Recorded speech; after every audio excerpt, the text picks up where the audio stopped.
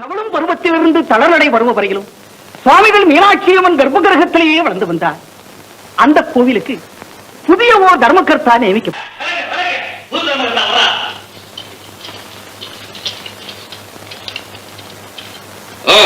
நடக்கட்டும்.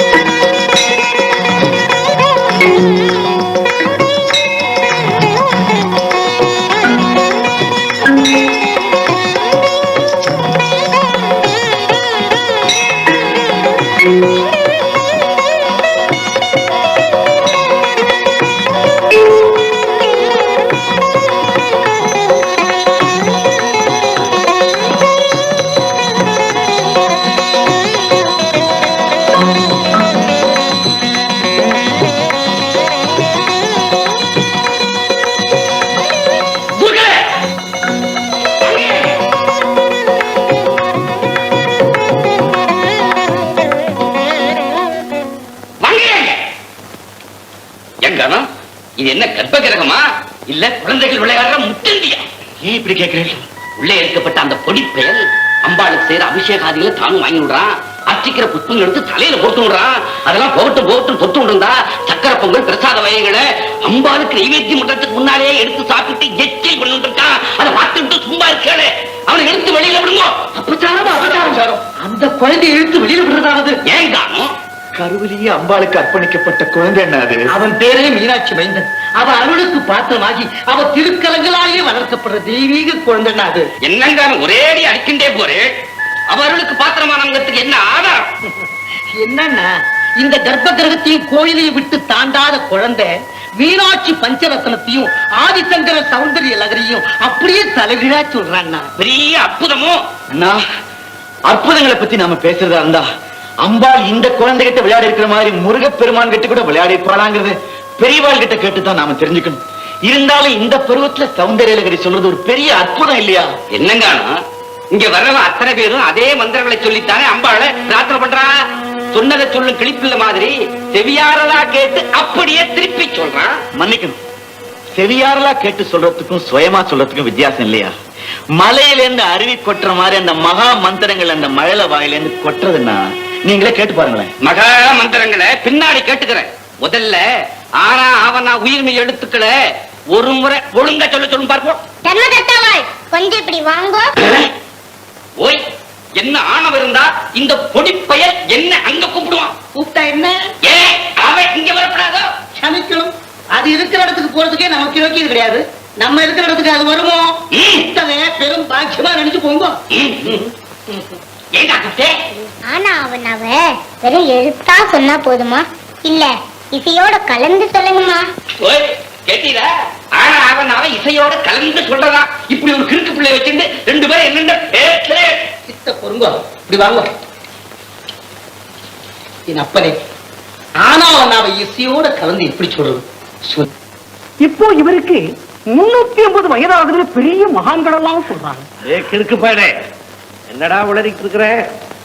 உங்க வரலாறை பற்றி சொல்லிக்கிட்டு இருக்க சாமி. அறிவு கட்டவனே, என் வரலாறு பேசி என்னடா பிரயோசனம்? மதுரையில் இருக்காளே எங்க ஆத்தா மீனாட்சி, காஞ்சிபுரத்தில் இருக்காளே அவங்க ஆத்தா சின்ன சிறுக்கி காமாட்சி. அவங்க வரலாறு சொன்னா சொல்றவனுக்கு புண்ணியம், கேட்கிறவனுக்கு புண்ணியம். இங்கதான் சாமி ஒரு சின்ன சந்தேகம். என்னடா சந்தேகம்? உங்க அம்மா மீனாட்சி தானுங்க. ஆமா. அவங்க அம்மா காமாட்சியை சின்ன சிறுக்கின்னு சொல்றீங்களே, அதனுடைய ரகசியம் என்ன? அந்த ரகசியம் தான் காமாட்சி அவதாரமே. அது எப்படி இல்ல சுவாமி, நீங்க நின்றுகிட்டு சொல்லப்படாது, உட்கார்ந்து சொல்லணும். வாங்க உட்காருங்க. முட்டைக்கு கூட புத்தி வந்துருச்சு. புத்தி வந்துருச்சா? நான் என்னமா உங்க அடிமை? வாங்க உட்காருங்க.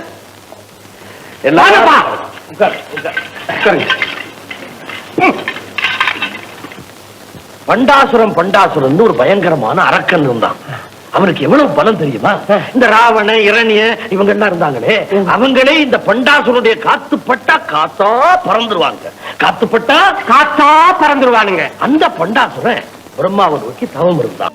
பண்டாசுரா, எல்லையற்ற வலிமையோடு எல்லா நலன்களையும் பெற்று எவரும் நிகரில்லை என்று வாழ்கின்ற நீ இன்னும் எதை வேண்டியப்பா என்னை குறித்து தவம் செய்கிறாய்? படைக்கும் பிரம்மனே, என் குலத்தைச் சேர்ந்த எல்லா அசுரர்களுமே தாங்கள் நிரந்தரமாக வாழ வேண்டும் என்பதற்காக உம்மை நோக்கி கடும் தவம் செய்திருக்கிறார்கள். அவர்கள் கோரியபடியே வரங்களை நீரும் கொடுத்திருக்கிறீர். ஆனால் முடிவில் அத்தனை பேருமே அழிக்கப்பட்டிருக்கிறார்கள். பிரம்மதேவா, அந்த நிலைமை எனக்கு ஏற்பட்டுவிடக் கூடாது. அப்படி என்றால் எனக்கு சாகாவரம் அளிக்க வேண்டும். எப்படி கேட்டால் உனக்கு மரணம் சம்பவிக்காது என்று நீ நம்புகிறாயோ அப்படி ஒரு வரத்தை கேள்.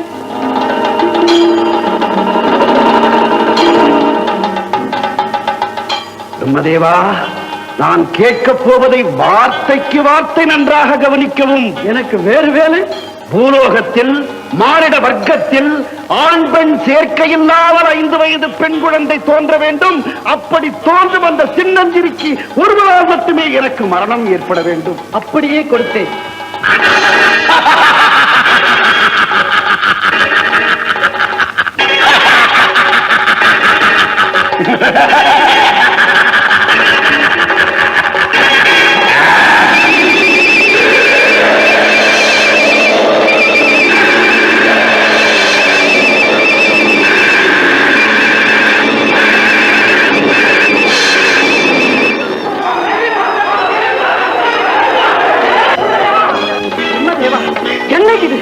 அக்னி தேவனே அலறுமளவுக்கு இந்த தேவலோகத்தில் கொடூரமான காடாக்கினி வீசுகிறது. ஒருவேளை பரமேஸ்வரன் நெற்றிக்கண்ணை திறந்து விட்டாரா? அதெல்லாம் ஒன்றுமில்லை தேவேந்திரா. பிறப்பிலேயே கொடியவன் பண்டாசுரன். அத்துடன் நான் கொடுத்த வரத்தின் வலிமையும் சேர்ந்து கொண்டதால் அளவுக்கு மீறி அட்டகாசம் செய்து கொண்டிருக்கிறான். அவன் விடுகின்ற மூச்சுதான் இந்த அக்னி ஜுவாலை. இதிலிருந்து தப்புவதற்கு வழி நாம் அனைவரும் திருக்கையிலாயம் சென்று சிவபெருமானிடம் முறையிடுவதை தவிர வேறு வழியே இல்லை. சிவபெருமான், அந்த பண்டாசுரனிடமிருந்து நாங்கள் தப்புவதற்கு நீங்கள் தான் வழி சொல்ல வேண்டும். நான் என்ன சொல்ல முடியும்? பிரம்மனே, இன்று வரையந்தம் வரம்பற்ற முறையிலே அரக்கர்களுக்கு வரத்தை கொடுப்பவன் நீ. அதிலிருந்து நீங்கள் எல்லோரும் தப்புவதற்கு வழியை வகுப்பவன் நான். இப்பொழுது நீ பண்டாசுரனுக்கு கொடுத்துள்ள விசித்திரமான வரத்தால் நான் எந்த வழியும் வகுக்க முடியாமல் செய்துவிட்டேன்.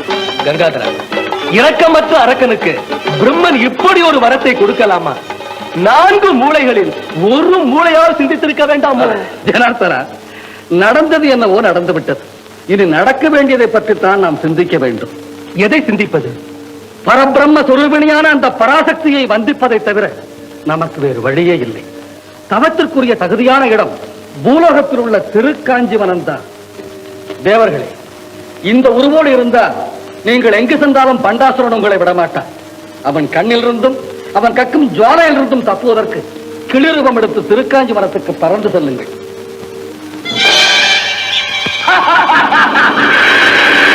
தேவர்களே, பண்டாசுரன் திருக்கையிலாயத்தை நோக்கி வந்து கொண்டிருக்கிறான். உடனே பறந்து செல்லுங்கள்.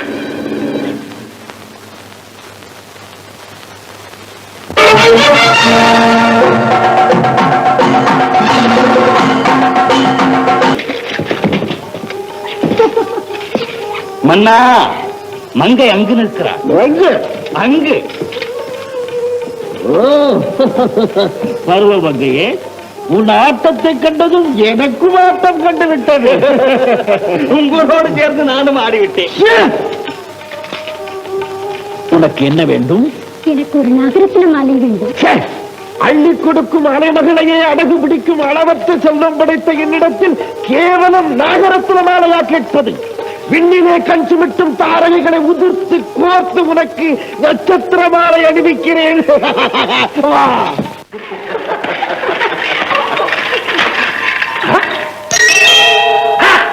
அமைச்சரே, பார்த்தீரா என் பராக்கிரமத்தை? மண்ணிலே நின்று நான் சொன்னவனை கேட்டவுடனே விண்ணிலே மிதக்கும் நட்சத்திரங்கள் மாலை போல அணிவகுத்து விட்டது. மன்னிக்க வேண்டும் அண்ணா, இது பல 1000 ஆண்டுகளுக்கு ஒரு முறை அபூர்வமாக தோன்றக்கூடிய வால் நட்சத்திரம். இதை பார்க்கும் போது என் வயிற்றை கலக்குகிறது. அதனால் வால் நட்சத்திரம் தோன்றுவது அபசகுணம் என்று சொல்வார்கள். வால் நட்சத்திரம் தோன்றுவதின் பராபலன் என்ன? மன்னர்களுக்கு ஆகாது. ஆகாதென்றால் மணிமுடி தரித்தோர் மண்மூடி போவர் என்பர் சின்னம். மகாபிரபு, மகாபிரபு, என்னடா பட்டத்து யானை திடீரென்று வீழ்ந்து இறந்து விட்டது. என்ன? பட்டத்து குதிரையும் திடீரென்று வீழ்ந்து இறந்து விட்டது பிரபு. என்னடா உணர்கிறீர்கள்? அமைச்சரே, வாரும் பார்ப்போம். பிரம்மா, ஏன் இருக்கு? என் பின்னால் ஓடி வர.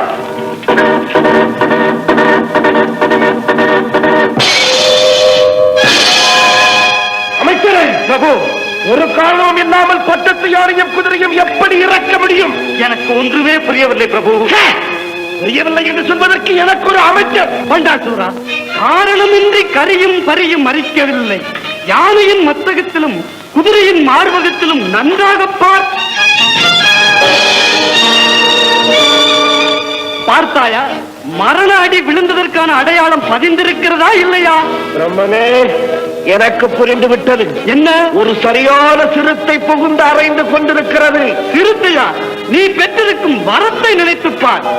என்றால் எனக்கு தெரிந்தவரை இவற்றில் பதிந்துள்ள அடையாளம் ஓர் சிறுமியின், அதிலும் 5 வயது சிறுமியின் கையாகத்தான் இருக்க வேண்டும். வாய் பிரம்மா, எப்படி ஒரு சிறுமியின் கையாகத்தான் இருக்க வேண்டும் என்று அழுத்தம் திருத்தமாக கூறுகிறேன். ஏன் அது ஒரு சிறுவனின் கையாக இருக்கக்கூடாதோ? சிறுமியா சிறுவனா என்பதை அதில் பதிந்துள்ள ரேகைகளை பார்த்து திட்டவட்டமாக சொல்லிவிடலாம் அப்பா.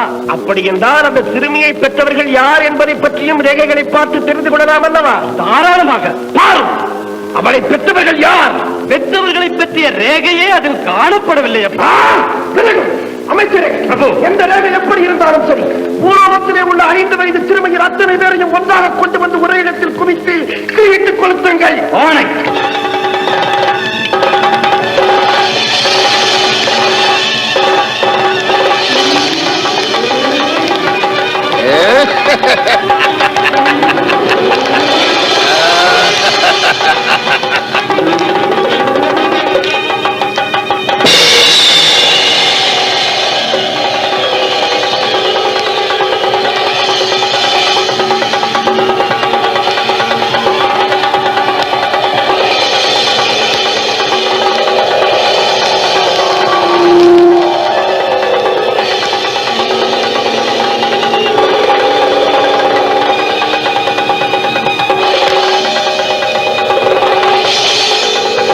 தெரிகிறதா?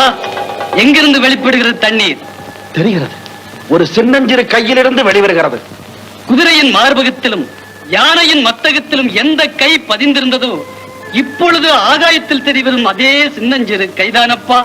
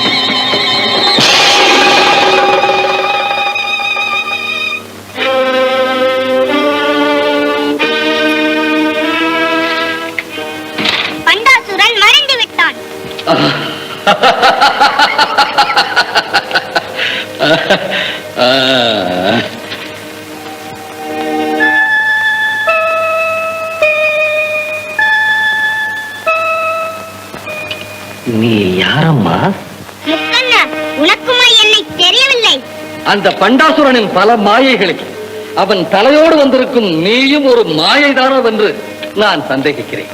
அவன் மடிந்து விட்டான் என்பது உண்மை என்று தெரியும் வரை நீ யார் என்பதை நான் எப்படி தெரிந்து கொள்ள முடியும்? இப்படி வா.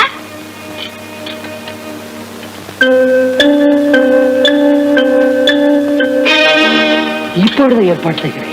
மகாபரணா, யார் இந்த மரகத சிலை? இந்த மழலை அமுதத்துக்கு தங்களிடம் என்ன இத்தனை ரகசியம்? தெரிவிக்கிறேன். தேவலோக சிற்பியான மயனே, மயனே, இந்த பேசும் பதுமையை போல ஒரு பிரதிமை செய்து அதை சுற்றி ஒரு எழில்மிக்க மண்டபத்தை ஏற்படுத்து. ஜனார்த்தனா, அந்த மண்டபத்தை நாளை உதயத்தில் தீபாராதனையுடன் திறந்து பார்த்தால் தான் யார் என்பது நமக்கெல்லாம் தெரிந்து விடுமாம். இந்த பேசும் பொற்சித்திரம் எனக்கு அருளிய பரம ரகசியம் இதுதான்.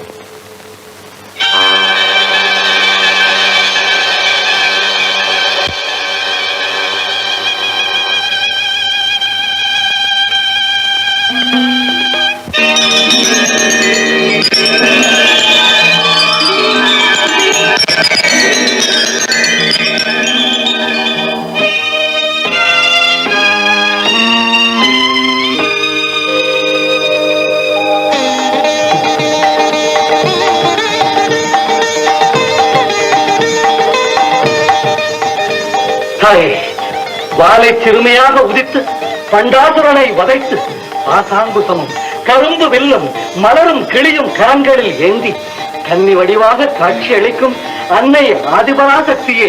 ஆதிபராசக்திதான். ஆனால் இம்மண்டுலக மக்களை வாழ்விப்பதற்காகவே தோன்றிய இக்கோலத்திற்கு பெயர் காமாட்சி. ஜனார்த்தனா, தாயே, காமாட்சி என்ற பெயரை கொண்ட பிரம்மஸ்வரூபிணியான நான் மகிழ்ந்து ஏற்றுக்கொள்ளும் பூஜா விதிகளை துர்வாச முனிவர் அன்பு பூஜையாக, அஹிம்சா பூஜையாக வகுத்துக் கொடுப்பார். அதன்படியே நடக்கட்டும். ஆணை.